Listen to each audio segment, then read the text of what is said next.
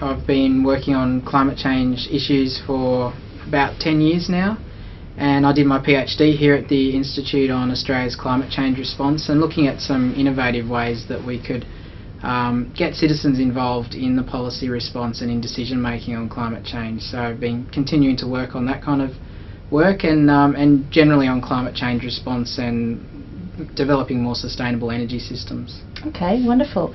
So tell me, Chris, can you please explain worldwide views on global warming here in Australia, and what exactly are the participants doing? For the citizens to discuss all those issues, they need to have some basic knowledge about climate change, about climate science, and we don't think, of course, that citizens are going to come to this process without having heard about climate change. They're going to have heard a lot about it in the media, in public debate, so they'll have their own positions and perspectives already.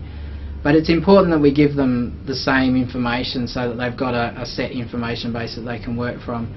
And what the project does is it gives every citizen who's coming a document that sets out the science of climate change and some of the different perspectives on the science, the different perspectives on how people should respond, how the political process has been developing, what people say, how responsibility should be shared for responding, all of those sort of important questions that the negotiators will be considering.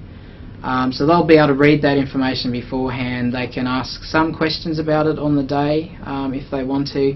They'll also see a series of 4 videos during the process, which just present the information in another way. It's much the same information as in the written material, but it's a bit more approachable for people who prefer that kind of visual input.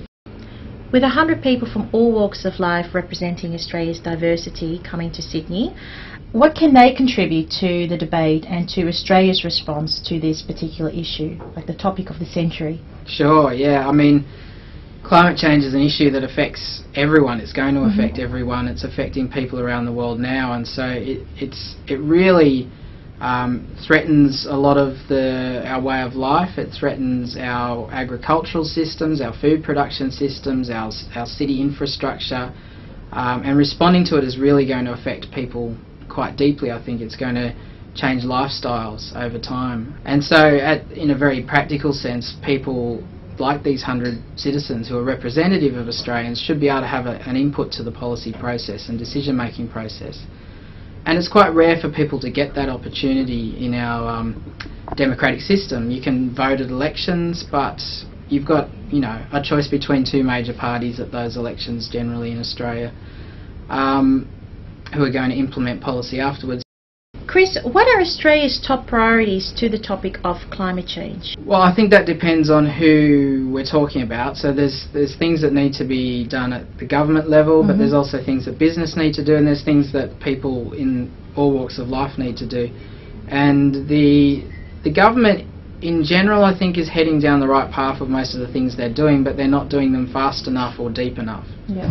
So yes, we should have an emissions trading system like the carbon pollution reduction scheme, but the targets that are being put in place under that, or potentially being put in place, are nowhere near strong enough to deal with the issue that we've got. So we need a strengthening of targets.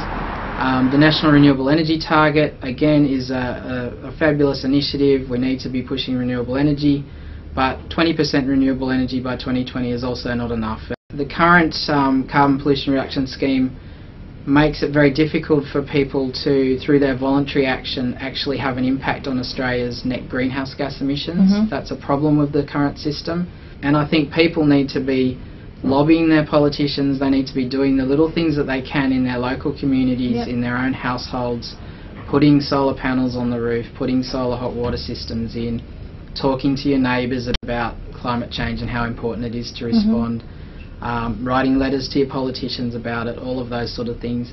And business is a key force here as well, that there are opportunities in responding to climate change. It's a chance to build a new prosperity, a new kind of green economy.